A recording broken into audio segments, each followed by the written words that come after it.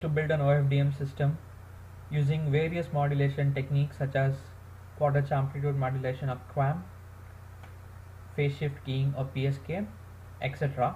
for transmission and compare the performance of these modulation schemes on real world signals such as speech, music, images, video, etc. Finally, the comparison can be quantified in terms of both the physical layer and the application layer parameters. One of the examples is the bit error ratio that can be used to quantify this comparison. I have divided the project into three main tasks. The tasks are listed here. The first one was to compare the AWGN or the additive wide Gaussian noise channel with the Rayleigh fading channel. It is important to establish the fact that in Rayleigh fading the performance of the system deteriorates.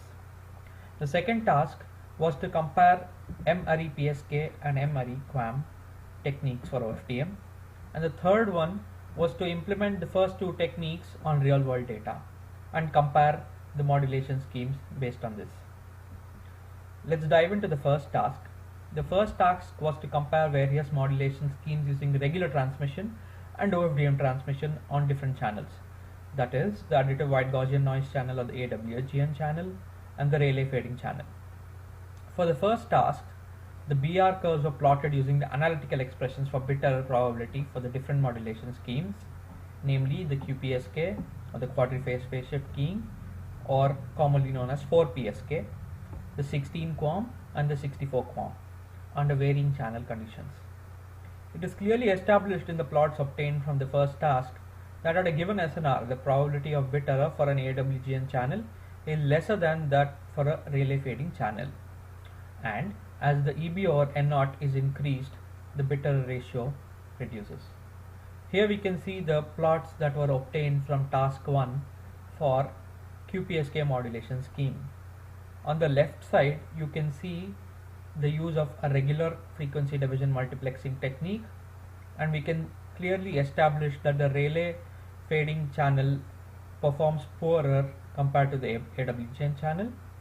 On the right side is an OFDM based QPSK system.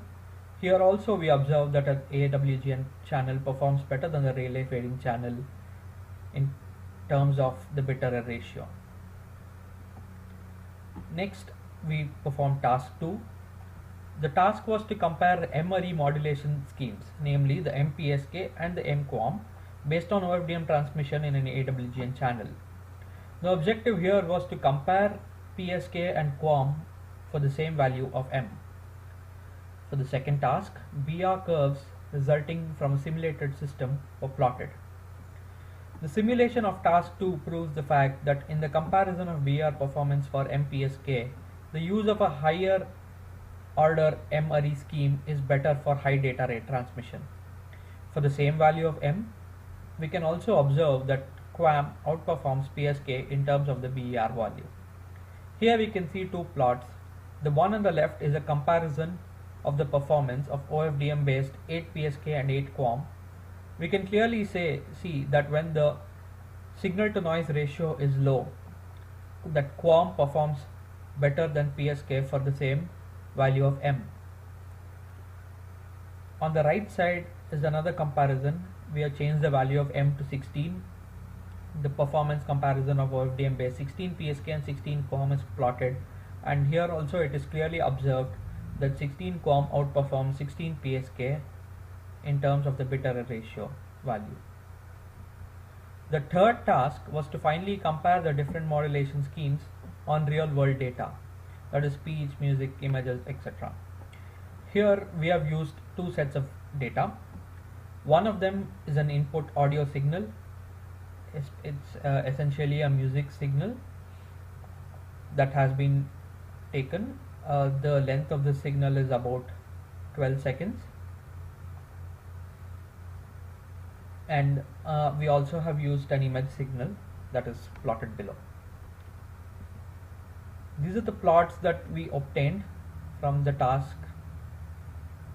Here we can see the BR plot comparing the different modulation schemes for a randomly generated integer data. We can clearly see that As we go to higher order modulation, the BR performance worsens. Here is the plot comparing the performance of various modulation schemes for an audio signal, and here also we observe similar results, that for lower values of SNR the BR performance is almost the same. However, as we go to higher order modulation and as the SNR value increases, the BR probability will reduce. And this is a BR performance curve for the OFDM based image transmission. Here also we observe a similar trend, that the BR value will reduce as the SNR increases, and the BR value is lesser for higher order modulation compared to lower order modulation. The end, we can conclude we have made some important observations through the course of this project. We can say that OFDM is seen to be a robust modulation or multiplexing technique, however you look at it, and it is used to obtain high data rate of communication. It is able to eliminate intersymbol interference to a large extent and is also computationally efficient due to the use of the FFT techniques. Using OFDM systems with QPSK scheme is suitable for low capacity and short distance transmission, as we saw in the case of randomly generated data and a single image or a single piece of music of a short duration. However, OFDM with higher order MRE modulation schemes is used for large capacity and long distance applications such as video streaming and music concert streaming, etc. However, the downside to using OFDM with higher order MRE modulation schemes is that the power efficiency of the system will reduce. However, in order to make a comparison of the different modulation schemes for an OFDM system in the true sense, it can be said that it is application dependent, and a trade-off between the BER, that is the bit error ratio, and spectrum efficiency on the one hand and power efficiency on the other hand needs to be considered.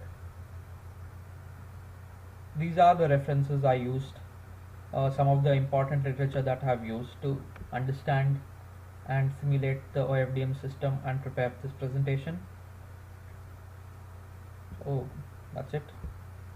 Thank you.